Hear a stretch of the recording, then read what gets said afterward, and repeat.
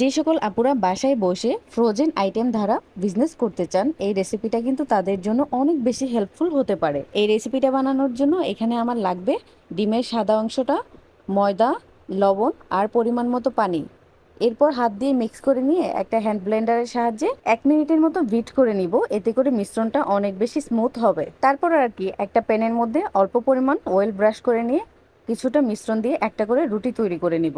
সবগুলো রুটি তৈরি করা ডান।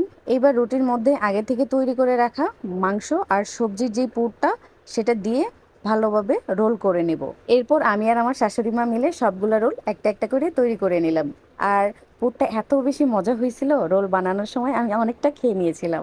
এবার আমরা রোলগুলোকে কোটিং করতে বসে গেলাম। আর যে কোনো একটা কাজ কিন্তু সবাই মিলে করলে খুব সহজে এবং খুব তাড়াতাড়ি করে নেওয়া যায়। এই রেসিপিটা বানাতে যেহেতু খুব বেশি সময়ের প্রয়োজন হয় না, আপনার হাতে যদি 1 থেকে 1.5 ঘন্টা সময় থাকে তাহলেই দেখা যাবে এই রেসিপিটা আপনি বানিয়ে দীর্ঘদিন ফ্রিজে সংরক্ষণ করতে পারবেন।